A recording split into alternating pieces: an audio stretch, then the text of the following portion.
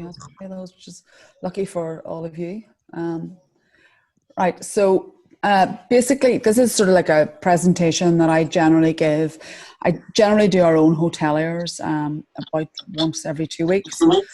So, and this is based on the information that came out over the weekend. So Friday, as of Friday, we are still in lockdown. There is a review, there's a paper away up to the Assembly, I believe, this morning. So maybe there will be some movement this week. Hotels can now take advance bookings, but they've no date to reopen. Which is interesting. And we've had a bit more relaxation of outdoor spaces that, up to 10 people weddings for 10, meeting up with people and stuff like that, though we are still significantly behind England. So, there is additional step down advice there, depending on whether you need to get your dog's hair cut or not. It all seems to be quite confusing. Garden centres are open, and then the other big thing last week is retail. Changes to retail starting the 8th of June. The 8th and the 15th of June are those two sort of climb downs. Very little on hospitality, very little movement on that at all. So the other thing to remember is that our stages don't actually really run in sync. So we could be at stage 2 where somebody else could be at stage 5 and vice versa. So England is still looking at the 4th of July for hospitality and tourism. Scotland haven't come out with their date, and nor have Wales. I suppose the fiscal changes for us are really that if you're a tourism, hospitality or retail business, you should be entitled to 100% rates relief until March 2021. The grant situation was a £10,000 grant and a £25,000 grant there now. The registration for those is finished. Very few hotels were entitled to those. It was based on your valuation for rates. So if your valuation is over 51,000, you don't get them. There is a hardship fund, but I think that most of our businesses in our industry aren't really entitled to that either. The big news, I suppose, of the weekend was the coronavirus job retention scheme, which sort of remains on its current basis until the 31st of July. Running in tandem with that is the idea of flexible furloughing. So come the 1st of July, you will be able to bring employees back 1 or 2 days a week, whatever suits your business. And then from the 1st of August, employers have to contribute to the job retention scheme. So from the 1st of August for that month, you have to contribute national insurance and pension. From the 1st of September, it's national insurance and pension and 10% of salary. 10% of salary. And from the 1st of October, it's national insurance, pension, 20% of salary, on the 31st of October, the scheme will close. Whether anything else will run after that, you don't really know. This is Europe. France needs to go into this now. This is going a couple of weeks ago, France had no opening dates, but they have them now. Everybody in Europe has a live date for opening. Some people are open the further you go out into Europe. Italy is actually open again. Croatia, Greece has made it very clear. Greece are actually taking tourists this summer from Germany and a couple of other companies, not from the UK. There has been a bit of a kind of a movement on this. In Europe, most countries are operating a quarantine, even between other European countries, depending on how they kind of have it set out. Europe is a Schengen region of which Ireland and Britain are not part of. So we will have to quarantine to go in and out. Most places are operating a 2-week quarantine. And there are a lot of different structures in there. Some people, if you're in the hotel industry, it's a 24 fallow. You leave the room unoccupied for 24 hours after somebody's been in it. We've different social distancing measures. Most of them, and I'm sure many of you, if you've been to Europe, have been getting warming up calls from different hotels saying, we're looking forward to meeting you, looking forward to seeing you again. Most of them very, very keen to preserve their domestic tourism season, thus the rush for them to get open. Domestic tourism in Europe probably runs from the start of June to the start of September, so that's why they've been quite keen.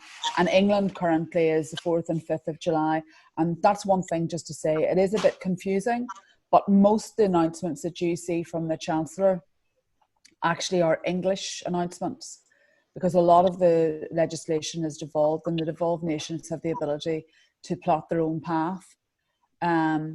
If you go to the ROI, they're certainly in a 5-year plan. So the reviews this weekend, their lockdowns really starts on the 18th of May. They have released a little bit that golf clubs are open at outdoor adventure centres and things like that. Currently, the key dates for hotels and the hospitality industry are the 29th of June, when restaurants, cafes can open. 20th of July, hotels with their restaurants open, small functions only, no indication of what those numbers are. Then in August, it's the 10th of August is that more of hotel rollout, and bars can possibly open with social distancing. We have been advised that those southern dates may move forward. Closer, that hotels may open closer to the 29th of June, but there's no real indication on that. It'll be a bit of an economic stroke health tussle, so it'll be interesting to see how it works. Dates may move, of course, if the pandemic changes. Weddings, which is a big business for a lot of people here, no actual kind of thing, no actual numbers on that. And the mood in the south has been, it's been quite compliant, but there is now kind of like an idea that people really do want to get back to where they were before. I sit on the ministerial steering group. They've had their first meeting, and they've looked at most people really wanted the same things. An opening date was key, an industry sort of mark, reassurance and confidence for both customers and staff, I hasten to add, a post-COVID trading framework, marketing, promotion, and they've agreed to do 6 or 7 priorities. The next meeting of that is the 19th of June, I understand. There is also sitting under that a ministerial, a working group. I sit on accommodation and the hospitality industry. If any of you are interested in any of the different working groups in that, they actually have a digital platform for feedback, and the actual link is there. Again, it's a safety mark that people are looking for, an opening framework, and then also this idea of marketing. How do people know we're open if we don't tell them, basically, as part of that? So I suppose from my point of view, and I'm very fond of word clouds, are one of my things. And these are really the question. The most common things I've been sort of said to people is real uncertainty. The confidence to open, both the confidence will you get customers back and will your staff want to come back. Opening dates has been the big one, and all the others are in there, really based around hotels. The idea of those are the questions that sort of people are very keen on. We sort of are slightly beyond the reactive phase now, because all the reacting's done. We are where we are. We're sort of into the recovery phase. How are we going to get out of this? What date can we reopen? What will reopening look like? And I suppose most importantly, one, do we have the choice to reopen? And secondly, what will this mean, and is your business viable? And for a lot of people, that's a very big question. If you're sitting with the 1 meter rule, your business may or may not be viable, and we've made that quite clear. We had an outline document which people used when they were housing key workers. There's a couple of other documents out there. There's a big document from UK Hospitality, which I think is also available on our website. There are no real guidelines yet, and this has been the kind of, there's no guidelines on social distancing, no guidelines on occupancy, either what rooms you can have or the number of people you can have in an area, and there's been no guidelines on events. And at the moment, T&I are working on a recovery campaign, and I'll chat to you about that towards the end. We've no date, and that's the key thing. We are sort of currently working towards the 20th of July as a possible date for hotels. That's a date that most people have been working towards probably for the last 2 or 3 weeks. You may have seen on Thursday that the First Minister and Deputy First Minister announced that we could take bookings, though we didn't get an opening date. So that was kind of a bit odd. Some hotels have announced that they're opening. I think Galgorm, being the main one, has gone out with the 27th of July. And a few hotels are still going with the 20th of July date, and hope that will come up off. The legislation, as I mentioned, the COVID legislation currently sits with the PSNI. It is due to move to local councils, to the EHOs. It's likely to be a self-assessment, And the real key of this is that all businesses do a risk assessment. That's the two most important things you can do. Do a risk assessment of your business and do a risk assessment of your staff. Along, you know, are they happy to come back? You know, have they any underlying conditions? All those other things that you really need to know. I refer to this euphemistically as the good news part of the presentation. So since this started, Fall should do a two-weekly or a weekly, customer sentiment survey, and Northern Ireland is included in bits of this. So they've gone out, and this has gradually fallen away. And I suppose people are keen to go out. So hotels being sort of the accommodation that they sort of think they'll probably go to first, or the highest one they're most interested in. But self-catering, bed and breakfast, you know, do really kind of feature quite highly. I suppose for a lot of people who maybe have been their own sort of feel as if they've been running their own hotel, and this refers particularly, I suppose, to the women in the audience in a very sexist way, that they've sort of been on permanent fridge duty, shopping, cooking 3 meals a day and in charge of a continual supply of snacks. I can understand why they do all want to go to hotels, but they will be keen on other things. I think maybe self-catering will be seen for some people as considerably safer, and maybe if people have a caravan, they'll be keen to go there. So you'll see down the side, people are keen to go for a holiday with a partner, which is where, as far as I can see, you leave your grandchildren behind and your children behind with your grandparents and go. Family, quite strong. Friends, solo. Extended family, quite low, but that's possibly because of the whole shielding situation where people are not keen to take older people away. Since this started, there actually is one of these from last week, but it's in a different format, so I didn't put it over. Yeah.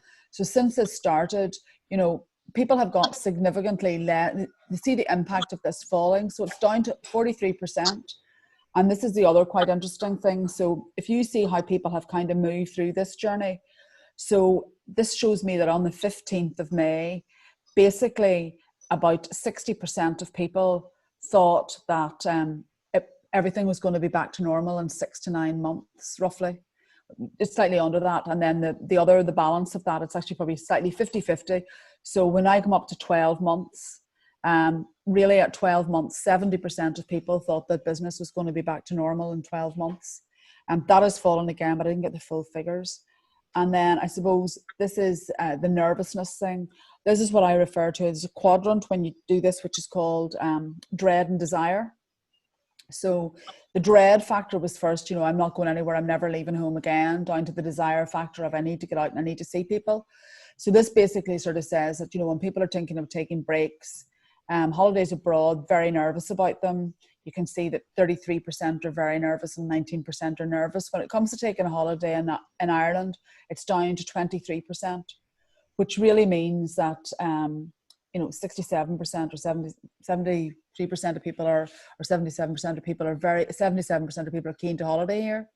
So that does show quite an interesting pattern that people actually are keen to take holidays. And this is the Northern Ireland bit, the travel intention. So the next 12 months, people are keen to take a holiday, but it may be towards the end of that period, just difficult to work out. 9 out of 10 people are thinking of taking a short break within this time frame. 72% plan to travel domestically within the year. We use a booking platform called Avio, and that's really kind of really supported by what they say. 77% of people tend to take a break in Ireland before the end of 2020. 48% of this tend to be longer, 1 to 3 nights. 29% 4 nights plus. Which is a very big shift. That short break shift is a very big shift. And one thing that a lot of the hotels in the south have been on sale for probably the last 6 weeks. And the one thing a lot of them have done is they have actually, and this applies as much to any form of accommodation, they have restricted their number of nights and put in a minimum night stay. They've either put in 2 nights or 3 nights. So you can actually do that. And you'd be shocked to learn that 55% of people are waiting for a date before they book anything. In our case, it'd be hotels. T and I have been working on a collaborative marketing thing. A number of you, and Mary, I think you've worked on this with us in the past. There will be quite a considerable campaign with a warming up period, which will mainly probably be digital. Some TV stuff and a launch of the new brand. The new brand stuff looks really good. Unlike the other times we've done this campaign, Tourism Northern Ireland are going to allow this to run domestically in Northern Ireland, as well as in the ROI. So 75% of what you spend will be subvented. So if you spend £1,000 in marketing, you'll get £750 back. There will be 2 tranches of activity. One currently sort of draft for July, August, and the other one August, September, October, depending on what dates fall in. And this will be open to all types of accommodation this time, with the exception of hostels and bunkhouses. So it's guest house, guest accommodation, self-catering, B&Bs, and attractions and experience are all allowed to avail of that. And I suppose, sorry, this shouldn't be in here. I probably won't go on before this. So there is, your business needs. So for us, we do a webinar for STR for hotels, which is about occupancy and stuff like that. Support. There is some support from different sources, but nothing has actually been put in place yet. I suppose the TNI campaign is a big one because it tells everybody that we're alive and awake and ready to go. And those are basically the kind of ins and outs of where we are at the moment. And I will stop sharing this now and go back and see everybody, and I shall hopefully manage to put Hugh back as the host. If I can actually do that, I'll right click now on Hugh and hopefully he will make host. There he is, Hugh's back as host. So that's everything from me. So if anybody has any questions, please feel free to ask them. Silence. Are we unmuted, Mary? Yeah. Yeah. Okay. Hi, Janice. Hi, Colin. How are you? Very well. Thank you for the presentation. Sorry, I was late joining. Shocker. I know I have some workmen on site. Just again, self-catering. Do you? Because we've had a lot of interest even last week and over the weekend.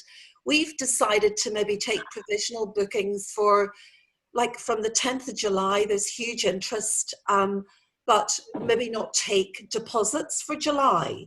What have you any advice? There isn't as much a voice for self-catering as there is for the hotel industry. Do you think there's a chance that self-catering could get opened earlier? I think there may be, but we certainly would think that there may be, but it's whether it is or not. If I was anybody, I actually would probably take the booking. I probably wouldn't take a deposit, but I would follow up as soon as you have a date. As soon as you have a date, I would follow up. Is it illegal to take bookings and have people on site? It's illegal to have people on site. There's a difference between taking a booking and having the people on site. Right. Okay. Currently, it is illegal for you to take anybody bar key workers. But the minister did say, the First Minister said on Thursday that we could take bookings. Hotels have basically taken bookings, have taken provisional bookings, some of them from the 20th of July. Some of the others hadn't ever planned to open till August, and that's fine. They've gone with that date. If I had bookings and I had interest, I would probably take them, but I would make it as simple as for myself as possible. The real cost in taking a booking is processing the finance and also then refunding it. So I would probably leave off taking any deposits or anything until you actually have a date. And I would also make it very flexible, Colleen. If people said they wanted to change it, then I would let them change it. But once you have your date agreed, I would actually go with that date and I would then start to take payment. Okay, that's good advice.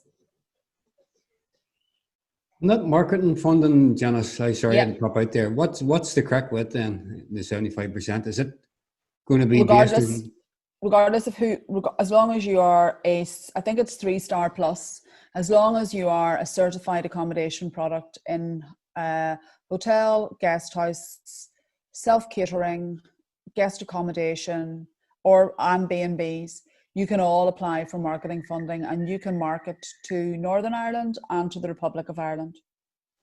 And that is there any experiences as well, Janice? Experiences and attractions. Do you have to be rated as an attraction? Yes. But when I say you can apply to be rated and that will cover you, but don't say that I told you that. Apply for the scheme. But that's another cost on top of. The cost of it's very low cost of grading for the cost of gradings for experiences is about, I think it's about 180 quid or something. It's not a huge cost. Right. That last time the price for the jungle, they were looking something like 750. I don't ever, the last one I saw was about 200, but if you apply for the scheme here, you can still, my understanding was the last time was as long as you applied to be part of the scheme, part of the grading scheme, you could take part in it. I think in terms of attractions or stuff like that, there might have to be a bit more discussion with the tourist board, because grading's a natural thing with accommodation, but it's not a natural thing with attraction providers.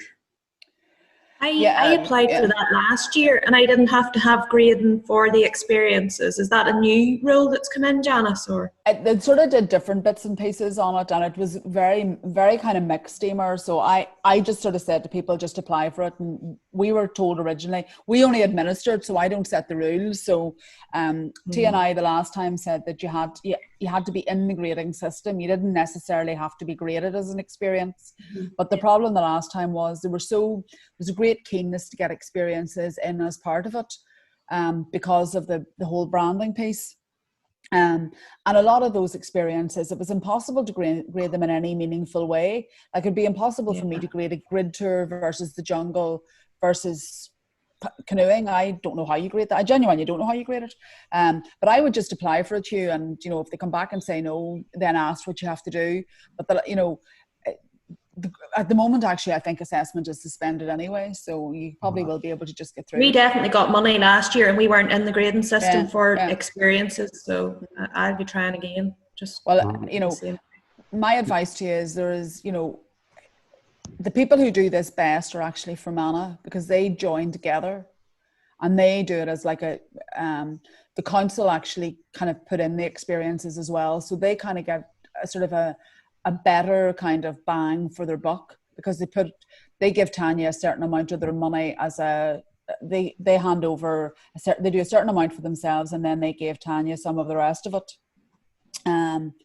So from that point of view, that's been quite strong.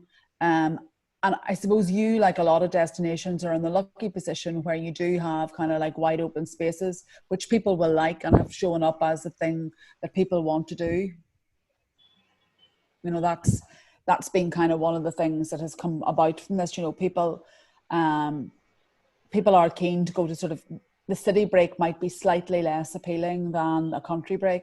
So I think you probably have more to play for in that. I think the last sort of thing that they brought out for the likes of the outdoorsy stuff was Adventure Mark, and that was through the Tourist Board and Adventure NI. It ended up costing you about £1,000 a year, and everybody pulled out of it. It was the last sort of grading thing they had with us. There is definitely a grading of some sort. I don't know whether it's still for experiences or not. It is for attractions, but you would be an experience, Hugh, so that'd be different. There is a thing now. They priced me, I think they were looking £750 that time, and I just like, no thanks. There is a new All Ireland Adventure Association as well, called Adventure Ireland, I think is the name of it. It's like a new version of that Adventure Mark, but the Adventure Mark, they came out to accredit us. Basically, they sent people out to accredit our health and safety on the ropes course, which was part of it. It was a guy who didn't even know what a ropes course was. I don't. It's not an area that I am au fait with, and the ability of me to any rope thing would be very limited, I have to say. I'll speak to the tourist board and see. I sense that I would just go ahead and put it in. I sense you won't have to be graded because it won't be possible to do it. We certainly have got funding through it for properties of ours that were just in the grading process and hadn't been graded. So I think they're quite open to people approaching them and obviously being part of it, particularly, after the coronavirus, particularly with this one. Well, we're hoping to get this materials. I'm actually going to go into the office I'm going to go into the office after this. We are keen. We are hoping that it's up to the tourist board to decide the dates. We just send out the information, and Mary, it'll come out to you anyway, and you can share it with whoever. And it'll be a pretty straightforward. I suppose the thing that worries me about this is that there's not going to be a huge amount of notice. I think the current system makes it quite difficult to give a lot of notice, because if we're told today you're opening on the 20th of July, that there will be, the proverbial will be hitting the fan. Yeah. So there'll be a real push to get stuff out. So it'll just be, you know, as soon as we know about it, Mary, I'll let you know. We do the brochure both digitally and sort of a hard copy, but we actually don't have any dates or anything yet. Okay. And Tourism NI, then they do up quite an extensive marketing campaign around that. And I know that they have come to us in the past as well, and a lot of the properties that have featured, you know, have got, you know, maybe more sort of like, if you like, key imagery and so on included in it. So it's really good to kind of be hot off the mark there. And that's going to... There is the same as far as I am aware. There is going to be featured, the last time what you're referring to are featured properties. So there are like a featured property thing in it. So each different region had a featured property. So you would go in and you would say, I'm from, you know, it could be the Seamus Heaney experience or whatever. You know, there was different featured regions and a different sort of product featured in those areas. I don't know whether that's the plan this time or not, but that certainly was the plan. That's what's happened the last couple of times. And then each different region had a week. So you would have had, you know, Fermanagh had a week, you had a week. There was different sort of like a different kind of and it wasn't necessarily, it wasn't necessarily a council area.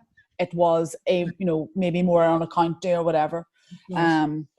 This time it probably will work out that you will have, this time it'll probably work out that,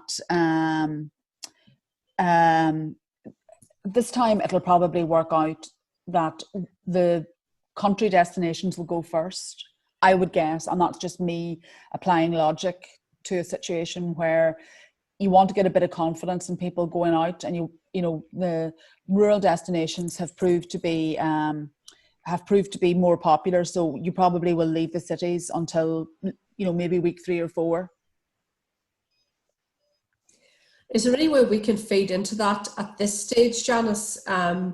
Or is that just been done in-house in Tourism NI? For feed in for what, Mary? In terms of, like, you know, the destinations that they're choosing and so on.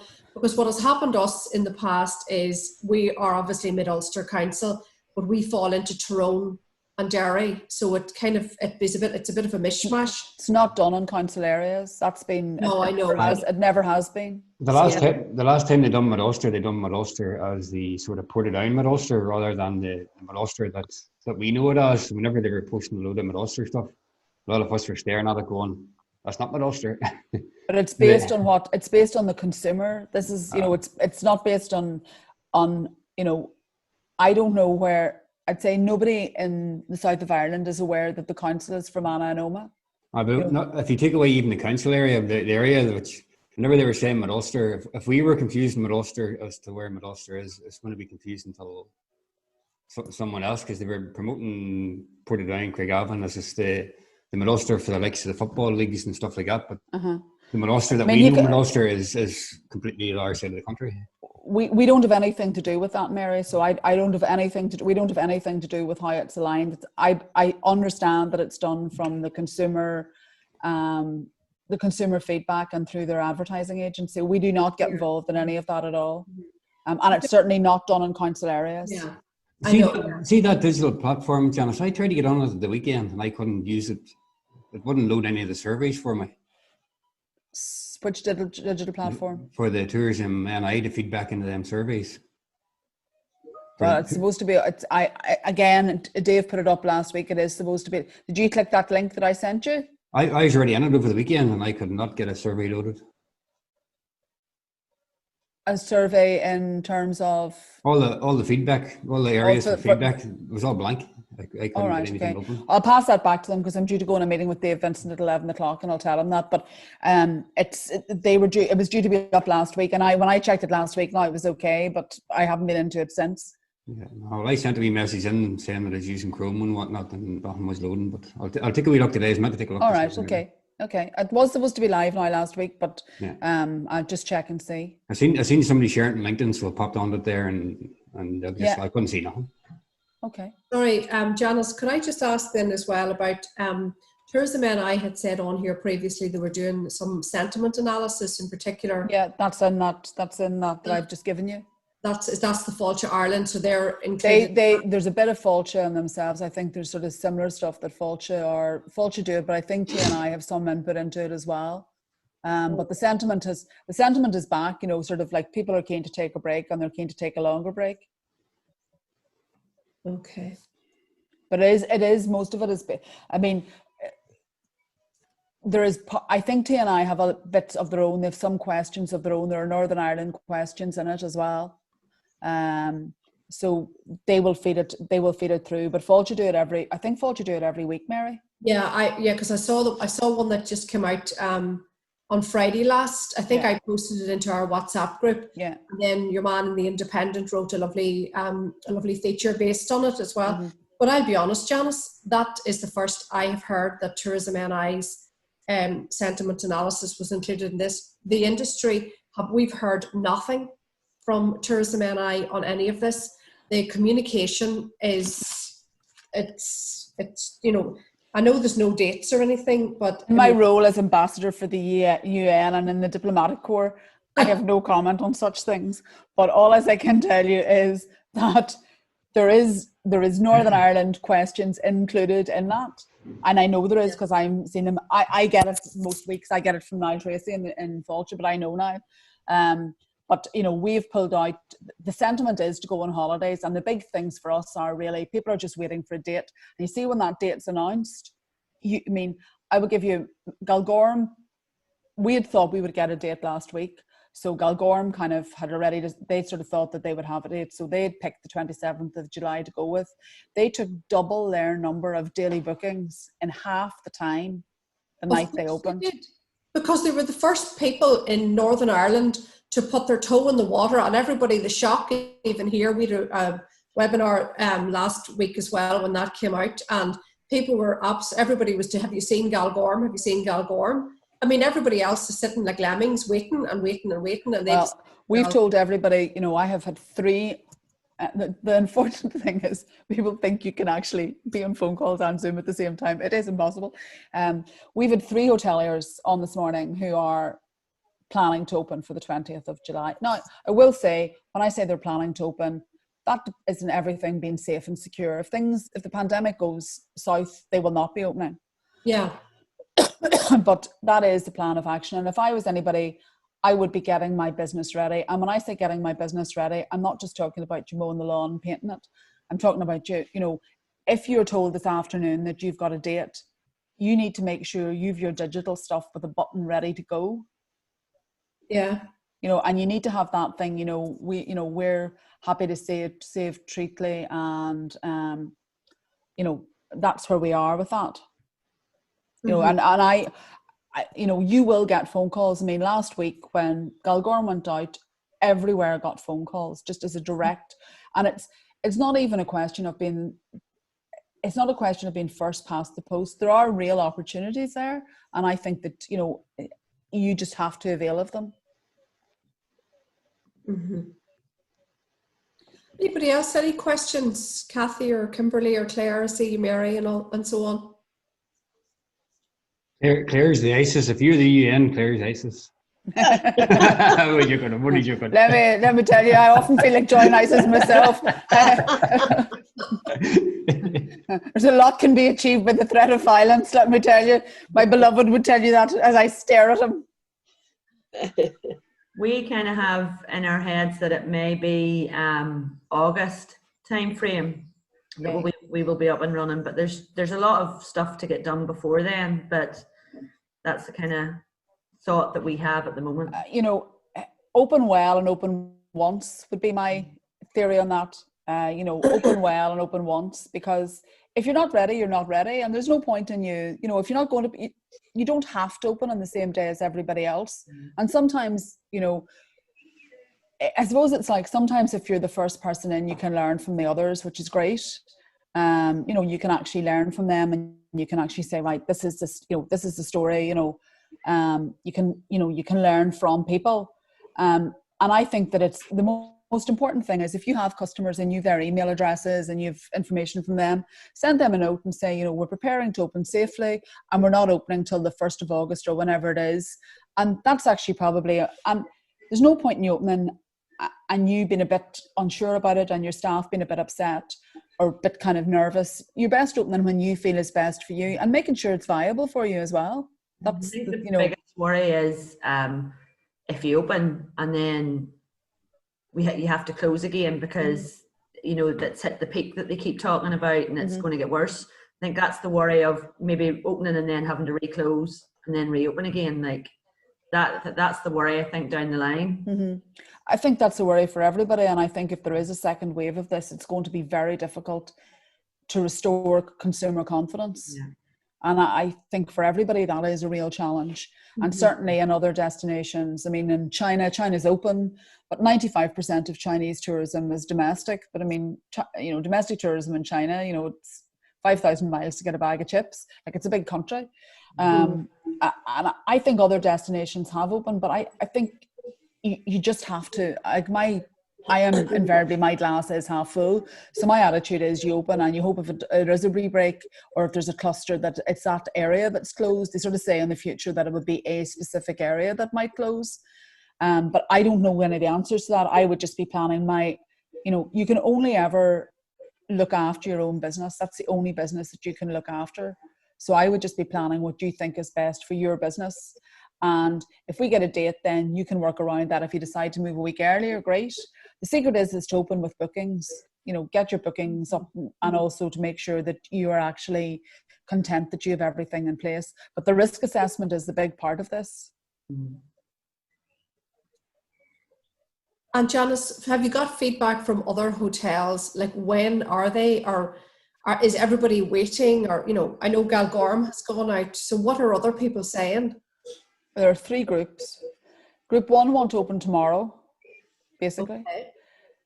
Group 2 want to have a managed opening probably around the 20th of July and moving out from there, maybe into August even, depending on what you can open. Telling a hotel it can open is, you know, what actually is open. Are your rooms open? Is your bar open? Is your restaurant open? So they're kind of looking at that. And then I have a 3rd group who really aren't that keen to open at all because their main business is weddings and other such things, and they're not going to be able to make a living, so they don't want to open. Okay. Yeah. Anybody else? Janice has gone on to a call at 11. Yeah. Somebody's his hand up down there.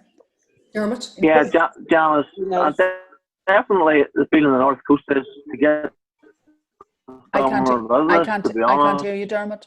Safely, okay. You hear me now? Yeah. Can you hear me now? Yes. Can you hear me now? Yes. Definitely the feeling on the North Coast is that to get the summer business, we need to be open in July, you know. I genuinely don't believe you'll be open on the 1st of July. I think you might be open.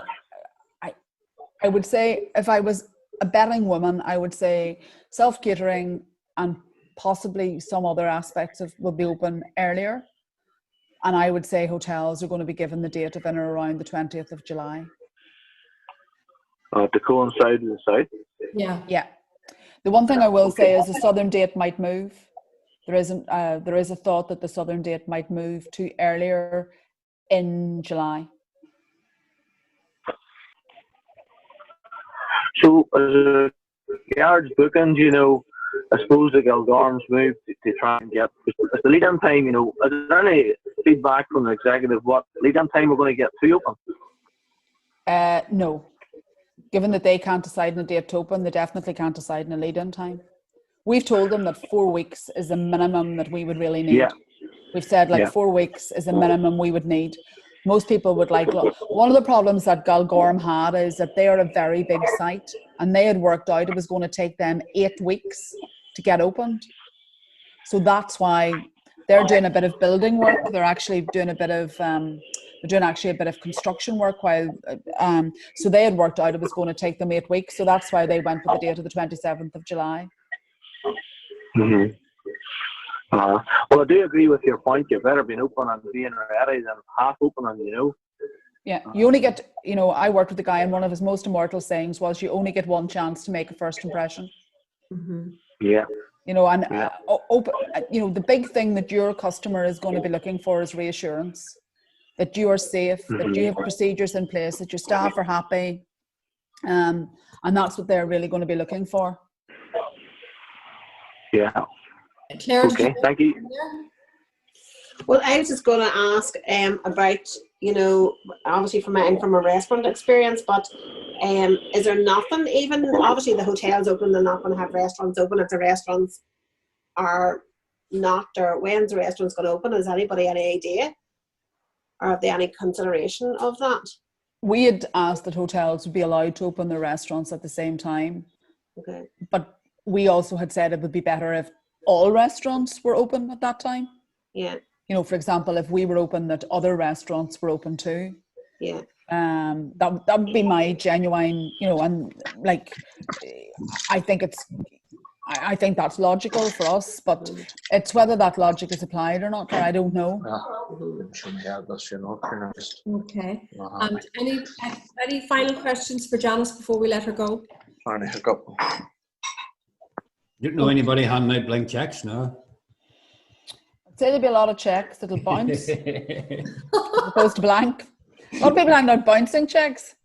I don't mind bouncing a couple as long as you get the stuff before it. Janice, is there any word of any support for the businesses with the 51k plus NAV? We got a letter back from the minister to say that there would not be a grant facility for them. No. Okay, right. Because I see Joanne Stewart is doing a final kind of trawl around, just, you know, for businesses that have fallen between the stools, but definitely nothing for the 51k plus. No, smaller businesses all got something, and bigger businesses genuine. Now, that's not to say that there mightn't be some support, some sort of support in the future. The big support, I suppose, has been the job retention scheme. So,